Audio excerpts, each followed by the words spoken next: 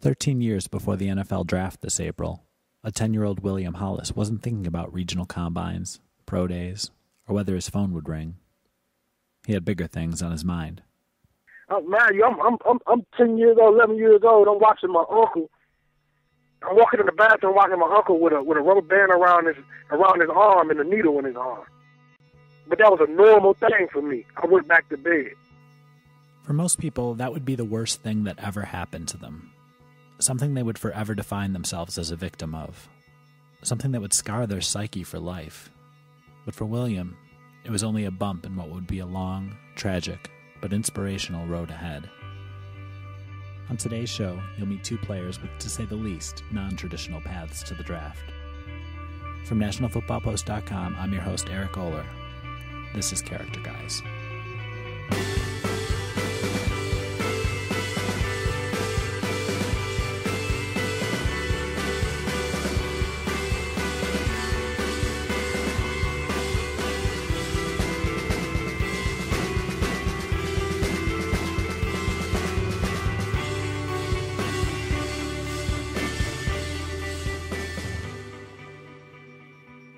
William Hollis sees the game on a different level. At 6'1", 245 pounds, he's an average build for a middle linebacker. But within the first 5 minutes of talking to him, I could tell he was different. Hello? William, this is Eric Oler from National Football Post. How are you feeling? How you doing today, sir? I'm doing good. Very well, man. Good. You nervous, confident? What's going through your mind right now? Oh, man, just hopefully praying that I get in the NFL camp, man, and get to showcase my talent, man. And At first, it starts out like any other interview. He starts telling me he's training himself, getting ready for the International Scout Bowl on March 15th in Florence, Alabama. Then I ask about what life was like growing up in Pontiac, Michigan. Oh, man, Pontiac was a rough life, man. Like I said, man, my mother was, she was on heroin, and you know, I had my brother and my older sister, and, you know, in Michigan, you know, the way we take care of our family is, you know, sad to say, but it's through crime. You know, I had to do a lot of stuff that, you know, I had never went to jail. You know, unfortunately, never got caught doing any of the things I did, but I had to do a lot of ungodly things, you know, to feed my brother and my sister, and, you know, make sure everything was okay. You know, my mom was on welfare, so she did the most she could, you know, for us. But, you know, I would sometimes, you know, I go stay over a friend's house just to get me a square meal that night. And if my brother don't eat, you know, I save half my meal and I give half of that, you know, to my brother and sister. You know, it was just, I just lived a life that, you know, a kid wasn't supposed to live, but, you know, you got to make a way.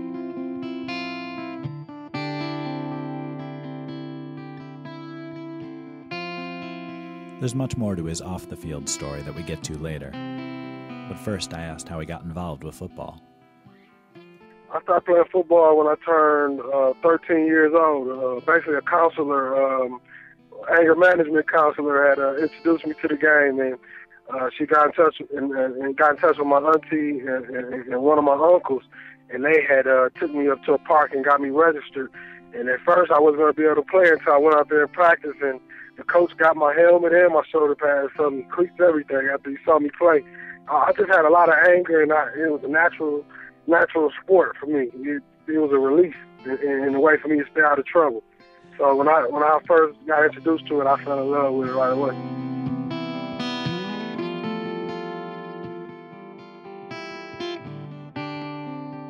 I started thinking that one day my coach came up to me and he told me, Hollis, he said, I know your situation.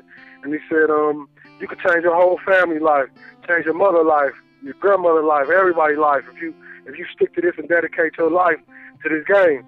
And I believe that, you know, coming from where I'm from, football was do or die for me. It was a clock going off in my head. You know, I got to save my mother's life. My mother was miserable. She couldn't do the things that she wanted to do for us, and I saw it on her face, and I could tell that she really wanted to. But I learned that, you know, being on heroin, that's not a choice. That's an addiction. That's a disease. You know what I mean? And it's hard to just let it go.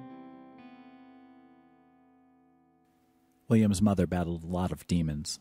She was molested as a child by her father and was often in the same position as William, young and taking care of her siblings. You know what I mean? It was basically like a cycle, and it was coming off back on me and my sister and my brother, you know, but I was destined and I was driven to say, I'm going to change my family situation. And every day, you know, I step on the field, that's my mentality. I got to get better, and that clock's still ticking.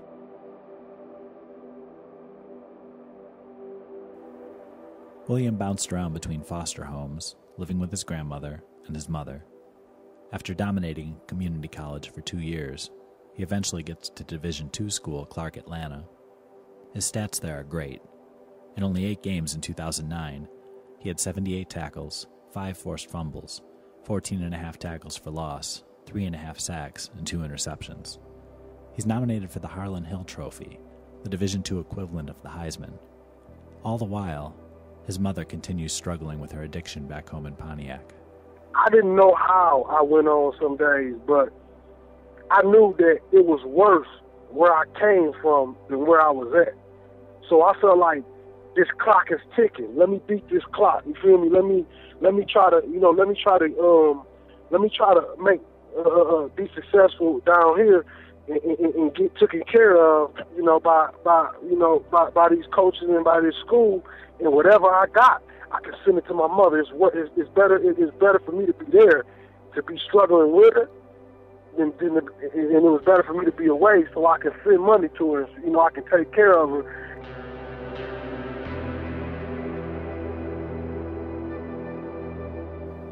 He sent his financial aid refund checks to his mother, along with money he'd make doing odd jobs he could find when he had the time. I was in college, you know what I mean? She would call me and she would say, it's cold in the house. I don't have no money to turn the heat on, or I'm hungry. And it's a messed up feeling. You're a kid in college, you eating 3 square, 4 square meals a day, and your mother not eating anything, and I'm all the way in Atlanta. What can I do? I'm taking refund checks, and I'm sending a whole check to my mother, you know, not knowing if she's using it to buy dope or she using it, you know, to get something to eat or do the things she needed to do. But unfortunately, man, I was put through that situation, and that's pretty much been my whole life. Despite on-the-field success, his personal life was spiraling out of control. At this time, one of my girlfriend down at Clark Atlanta was pregnant. She was from Boston. She was getting ready to graduate. And at this point, I grew up without a father. So I'm thinking, I want to be better than what, you know, my father was to me, and I'm going to be a father. So Clark Atlanta was wild for me. Like I was living reckless, out of control, and I was losing the sight that the reason why I even came this far. You know, I was starting to forget where I came from and what happened, and the reason why I chose to fight to be in college. Until one day, he gets an anonymous phone call. You know, they say you need to get to a bigger university, and they mentioned North Alabama's not too far from there, and they hung up. Not one to question fate, William contacted Coach Terry Bowden at North Alabama and arranged a visit. He loved it. It was a smaller town with fewer temptations, but a bigger school, a bigger stage. It's exactly what his life needed. He was brought in on a full scholarship, even though it meant sitting out a year before he could play.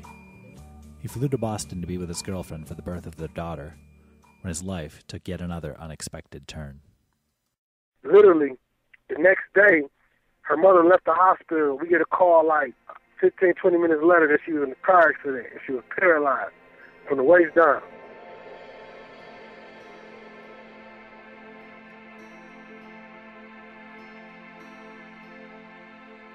This was what changed my whole life. They made me, basically, I went back to Terry Bowden, and my girlfriend, she's my fiance now, she had to get taking custody of her brother and her sister.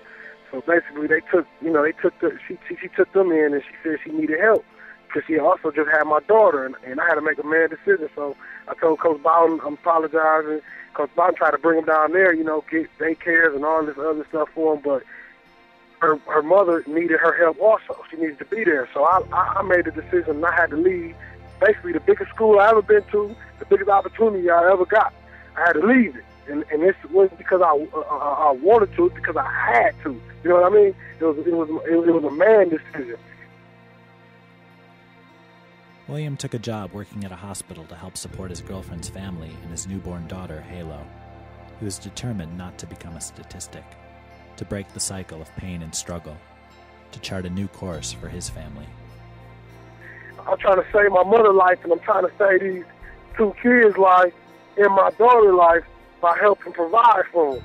So I'm 21 years old, and this is what I'm facing with. This is what I'm faced with.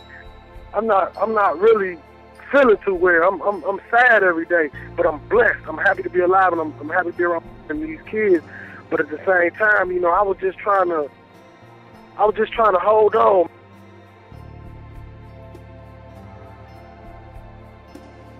Things started getting better. William's girlfriend's mother was making progress. His girlfriend graduated college and got a job. Then he got a call from his former coach at Clark, Keith Higdon. Here's Coach Higdon, now an offensive line coach at Tuskegee.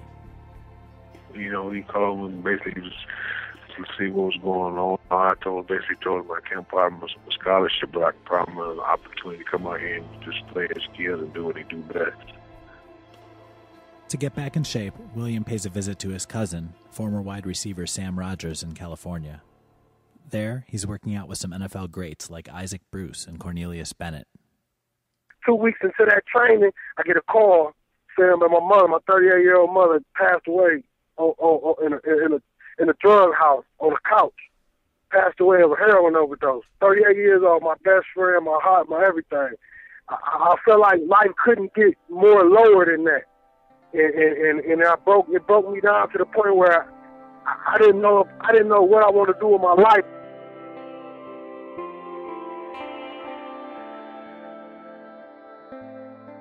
I went to sleep that night and I had this crazy dream, man. I ain't never told nobody about that. This crazy dream. I'm laying on the couch, and I have a dream of this thing, this ram with horns on it, and I'm laying on the couch, and I feel like something caving my back in, like, and I'm asleep though, but the dream seems so real. I'm in a straight out full-fledged sweat, and I hop up and I break down crying. And that next day after I cried, I felt better. You know what I mean? And I called my coach and I said, I'm coming. He said, remind you, I don't got no place for you to stay, and I don't got, and you figure it out, and we're going to work away. But I'm the underdog. I'm used to this.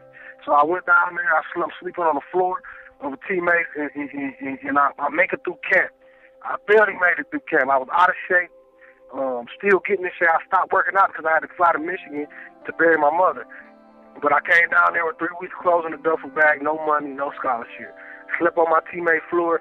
I made it to the spring, and I dominated, earned a full scholarship. William didn't play much his 1 year at Tuskegee. The details of why vary depending on who you talk to, but by the end of the year, William left feeling hurt and emotionally drained. He turned in his pads before the end of the season. I had endured so much that my heart was broken, and I didn't even know myself. It was like I was questioning God, like why? Like I worked so hard. I came here out of shape, nothing, after burying my mother with no scholarship, and you gave me a full scholarship, and then they hit me with this.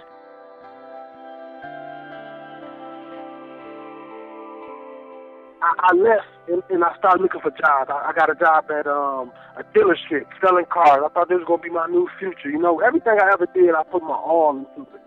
And I always see the expectation. I sold a car my first week, and they didn't expect me to sell my first car until a month. But I sold a car in my first week, and one day an employee told me, he watched my film, he read about me, he said, man, you're too young to give up. And I looked at him in his eyes. He said, you're too young to get up and you're too talented. And you got a story to tell. Fight for what you believe in. While his story's great, what I and NFL scouts will eventually want to know is, can he still play? Clayton Banner, AFL and CFL coach. Hollis is a good motor. I'm sure he will test well. The young man has, you look at him on film, he has everything you want. Size-speed ratio that's good. He runs well. He's aggressive, and he's a good guy. Again, Tuskegee assistant Keith Higdon. He gets the opportunity just to get a chance to get somebody that can. He's going to open some eyes. And if you need more convincing, there's no one better than William himself. I always wanted to play this game. I always wanted to be one of the best football players to ever grace a football field. And people think I dream so big, but why not? Why not dream big? If you feel like you've been the chosen one, you've been the one. My mother used to call me the chosen one. She used to say, "You the one gonna take us out of this poverty. You the one gonna take us out of hell." Because where I'm from, you can put your hand on the concrete, on the ground, and you can touch the devil's fingertips. That's how evil it is from where I'm from. Murders. Every best friend I got, dead. They're gone. I got one friend left. He's serving 100 years in prison for murder. He did when he was 15 years old. I talked to him 3 days ago. He told me that the only reason I ain't killed myself is because I keep reading great things about you.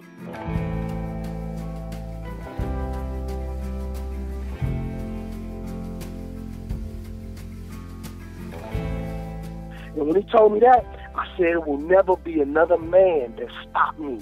That's what I bring to any team, to any table. I'm going to play the game like my life depends on it, because it does. And the life of my best friend depends on it, and my daughter and my brother. It's all about effort. That's what this game's about. Who don't quit on a play? I won't quit on a play. You feel me? When I'm hurting, if my arm broke or my wrist broke or my fingers broke, I think about them kids in the neighborhood who probably ain't got a meal that night. I think about them kids in the neighborhood who got a cold but can't get cough medicine.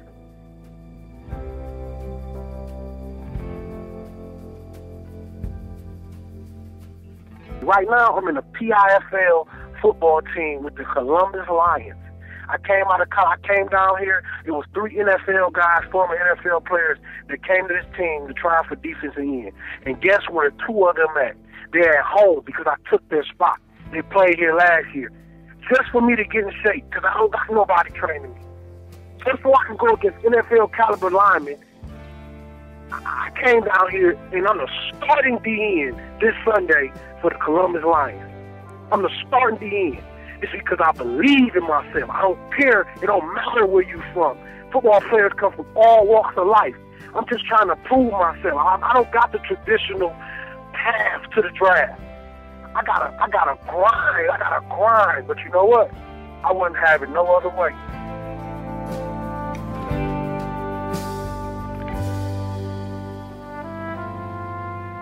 So out of all this stuff that's motivating you, what's the one biggest thing when you're beat tired and you want to hit the weights, or you go for a run or something? What's the biggest thing that motivates you?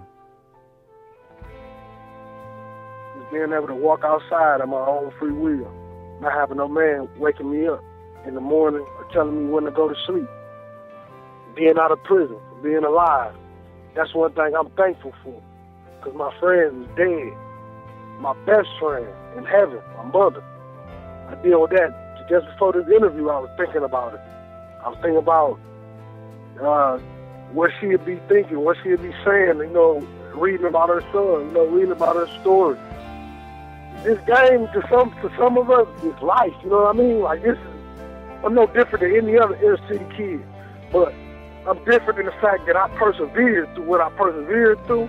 And I remember days when I used to come into dope. I used to sneak out my grandma's house and go to dope houses and watch over my mama for the whole night. And I'm 14 years old doing this. I'm watching over her. She giving me a kiss. She holding me. She telling me she's sorry. While she on dope, while she high. She telling me she's sorry.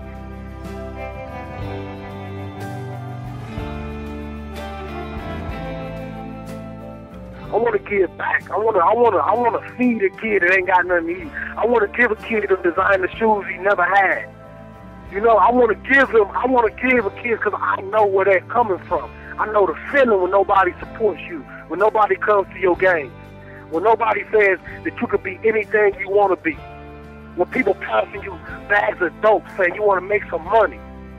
The difference between me, nobody had to teach me this. They gave me the bag of dope and I threw it back at them.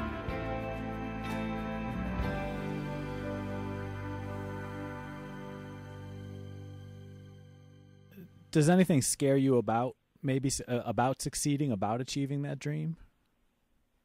Nothing at all. The only thing scares me is not succeeding. Nothing scares me. Nothing scares me, man. Nothing. Man, I'm 10 years old, 11 years old. I'm watching my uncle.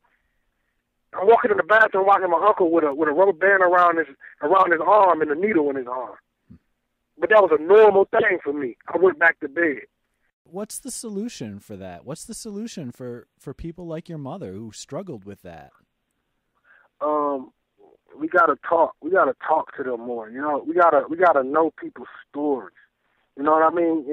And when I tell you one situation where my mother had a job at a hospital, and she used to smile so big just because she could go buy a Hungry Howie's pizza for her family and bring that home to us, and we can eat as a family. That was ours. That was the most precious thing to us as a kid. That, you know, some kids go to Disneyland, some kids go everywhere. But, you know, my mom worked a job and they let her go because she didn't have an education.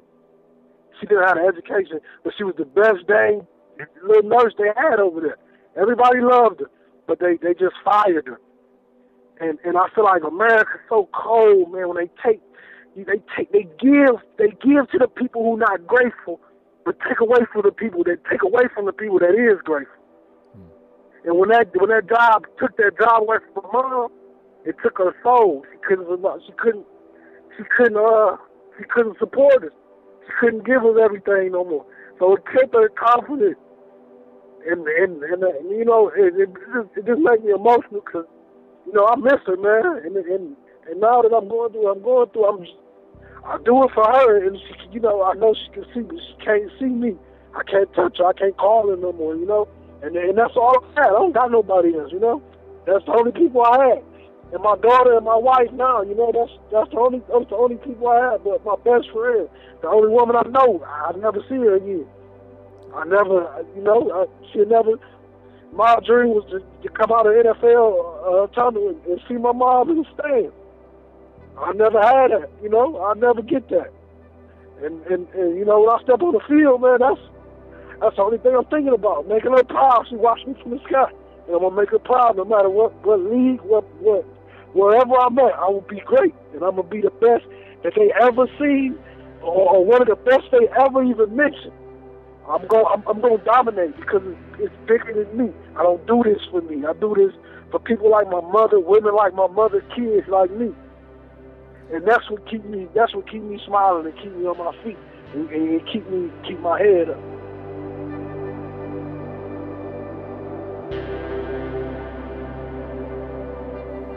For the last 3 decades, Pontiac, Michigan has seen a violent crime rate 4 times that of the national average. Drug abuse rates are much higher, too. William Hollis is now 23, playing linebacker for the Columbus Lions of the Professional Indoor Football League. He had 2 sacks this weekend in his debut against the Knoxville Nighthawks. Columbus won the game 58-28.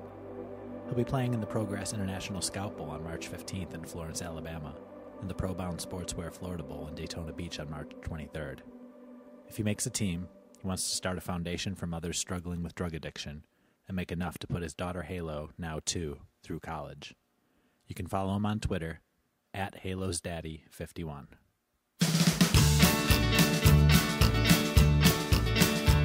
Well, we all knew things had to get better if we kept acting rational and sane. Now I can see the clouds on the horizon. Bad times are coming round again. Coming up, from Kentucky to Iraq to Montana to draft day, 30-year-old former Marine Brandon O'Brien's story. Stay tuned. People making hay while the sun shines. 'Cause bad times are coming round again. Well, bad times are coming round. Bad times are coming round. Bad times are coming round again. You might need a drink, but you don't need a weather vane. Bad times are coming round again. Since he started playing in a Pop Warner League in 7th grade, Brandon O'Brien knew he wanted to play in the NFL. He didn't know how long it would take, but that never mattered to him.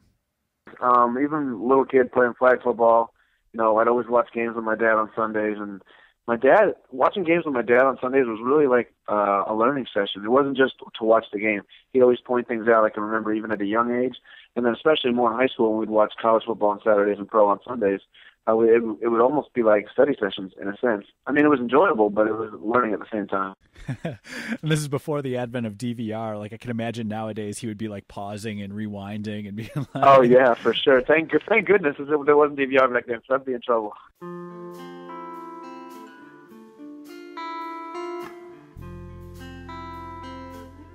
A 6'1", 218-pound wide receiver, Brandon graduated University High School in Orlando. Though the offense was focused on the run, he put up decent numbers. Still, he wasn't on any Division I radars. I had my senior season in high school, and we were a pretty dominant running team. Quarterback really wasn't that good. We didn't throw the ball a lot, but I wanted to go play Division I football and as a receiver. And my dad's like, well, you get the grades, walk on somewhere. That somewhere ended up being Kentucky. Brandon walked onto a team that had just produced Heisman Trophy finalist Tim Couch.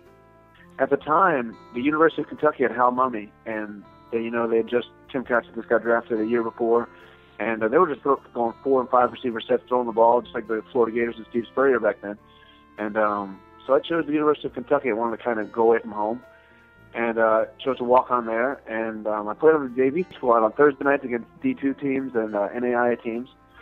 And I practiced all week with the varsity squad.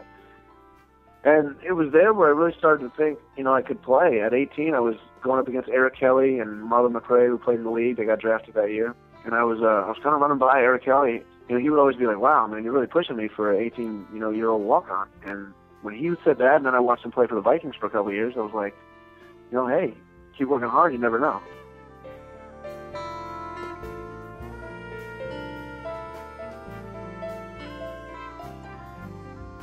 In an eerie parallel to our first story, when Brandon's family ran into trouble financially, he made the decision to leave school and help them out. I left at the semester's end and went home. I got a job with Coca-Cola, and I got a job with Abercrombie & Fitch as a manager there at that store in Orlando. And, it just helped out with family situation at the time. Family always came first for me, and I always prayed I'd have an opportunity to play football again at some point in time, so I continued to work out. Did your family ask you for help, or did you kind of force them to take your help? It was kind of more of saying, just, let me do this. I mean, you helped raise me for, 18, 19 years. It's the least I could do is come home and help, and I knew I would finish my education. And even though I wanted to stay and play football, like I said, I couldn't be away and then, think of the situation that was going on back at home. But did you ever see that as maybe, obviously not now, but at the time, were you ever thinking to yourself that your window might be closing, that you might not have, this might be giving up on your dream?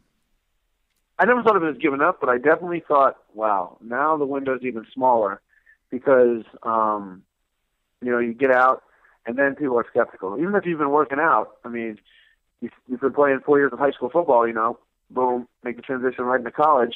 And now I'm at home doing what I'm doing, but I want to get back and play. So now I'm thinking, well, the window's smaller. Coaches, when I go to talk to them again, I'm going to be skeptical. I've been out of the game a little bit, so to say. But honestly, I really wasn't worried about it at the time. After a few years, Brandon had a calling in his heart to serve his country, and he joined the Marine Corps in 2005. Over the next 4 years, he'd served 2 tours in Iraq. Is football even on your mind during those years? Oh, my goodness, yes. Heck yes. We talked to anybody that I was in the unit with, and I'd always be working out and going to the track, running. Even though I knew for basically 4 years I wouldn't have a chance to play. At the end of those 4 years, I didn't know where I might be as far as the college goes, but I knew I wanted to be prepared to play college football again. Even in Iraq, we'd come back from patrols, and I would go to the weight room. No matter what time of day it was, I would go lift. And then I'd go take a nap and get ready for the next patrol.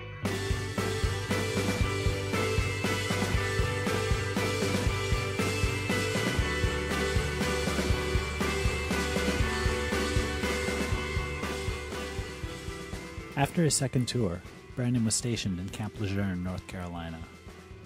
On an early evening beach patrol one day, Brandon describes what happened next. And lifeguards are, taking off duty at 6, so it's a swim at your own risk type of thing after 6 o'clock at night on the beach. So it was around 7:30 or so. The sun was pretty much almost down, and all of a sudden we were walking out of the office and people were screaming for help. So we ran to the end of the pier where we were at and down the beach about 70 or 100 yards, and there was an offshore storm system in the area that week. And I know all the lifeguards, because I had some friends that were lifeguards, that they were warning people to undertow and stuff like that. But apparently 2 Marines got swept out, and they couldn't get back in.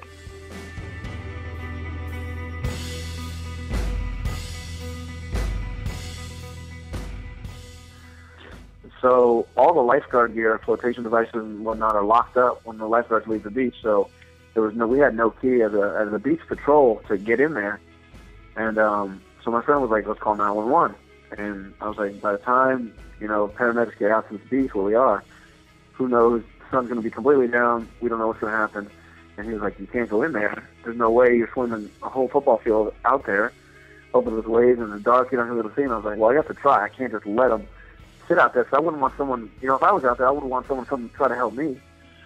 So he said he was going to go try to unlock the flotation device, the lifeguard locker, and I just kicked my shoes off, went in the water.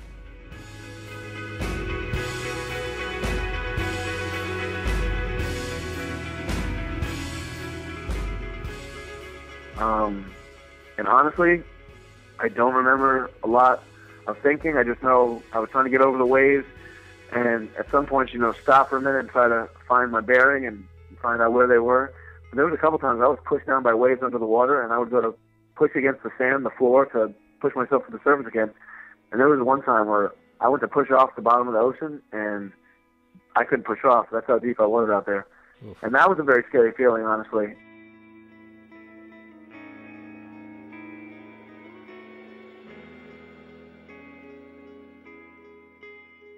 But then I finally got to the guys, and one was trying to hold the other up, basically, and that's what happened. One had started to get swept out, and the other one went to go after him, and then, they both were fatigued from swimming.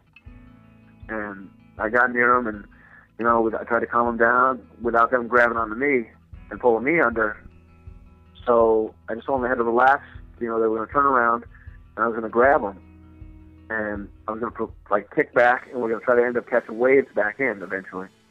And that's what we ended up doing. I grabbed them both, and we ended up catching waves about 50 yards back toward the shore and riding them in.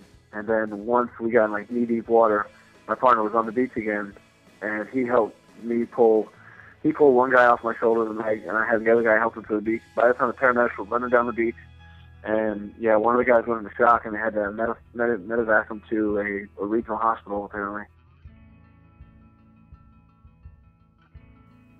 Brandon was awarded the Navy and Marine Corps Medal. It's the highest non-combat decoration awarded for heroism, and an honor previously awarded to John F. Kennedy and Navy diver Carl Brashear. Quoting a citation, Corporal O'Brien displayed unflinching responsiveness during imminent, life-threatening circumstances, thereby reflecting great credit upon himself and upholding the highest traditions of the Marine Corps.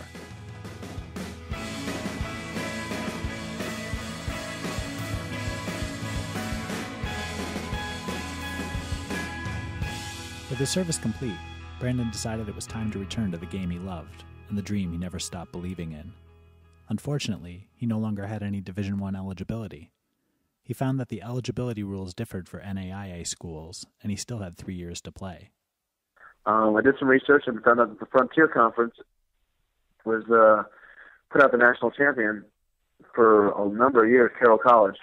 And that's apparently where NAIA had some of the best competition. So I was like, you know what?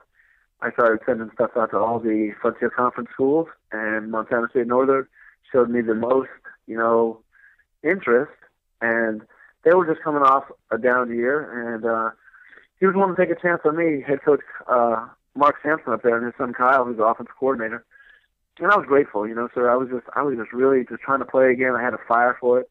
And I felt like it was unfinished business, and I was going to give my all to any program that allowed me to. He was even able to save them a scholarship to use on another player thanks to the GI Bill program paying his way. This year, he broke school records for 3 touchdowns in a game, 226 yards receiving in a game, and 11 touchdowns on the season. O'Brien was literally a man amongst boys and was voted first team All-Frontier Conference.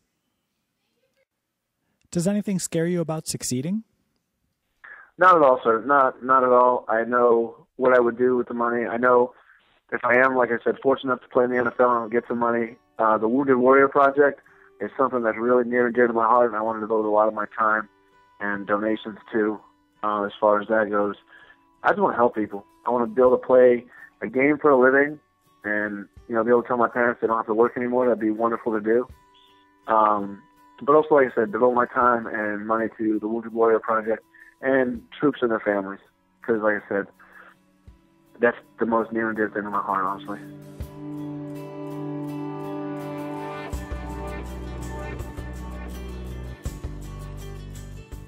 I'm doing this for my friends in the Marine Corps. I'm doing this for my friends that have passed away on deployment since I've gotten out. I'm doing this for my family, the O'Brien name, and I got a lot of pride in this journey I've been on. So I tell you what, I'm going to do everything I can to make it happen and to be successful. Failure isn't an option for me. And like I said, I just need one opportunity to show, one team to show interest in me out of all the other teams, just one.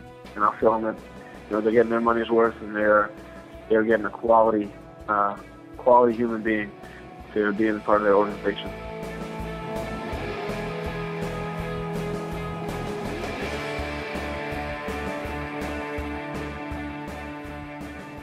Now 30, Brandon is training at Athletes Performance in Frisco, Texas. He can be seen at the Montana State Pro Day in Bozeman on March 18th. The Wounded Warrior Project serves veterans and service members who incur injury and illness in their service and their families. With advancements in battlefield medicine and body armor, an unprecedented percentage of service members are surviving severe wounds or injuries. For every U.S. soldier killed in World Wars I and II, there were 1.7 soldiers wounded. In Operation Iraqi Freedom and Operation Enduring Freedom, for every U.S. soldier killed, 7 are wounded. If you'd like to contribute to the Wounded Warrior Project, you can visit www.woundedwarriorproject.org.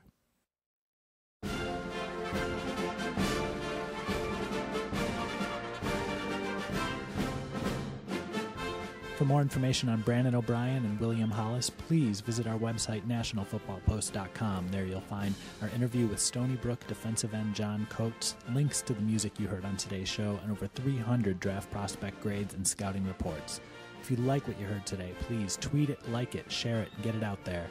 If you'd like to contribute to the show, contact us at information@nationalfootballpost.com. We'll be back next week with more on and off the field stories from this year's crop of draftees. From National Football Post, thank you for listening.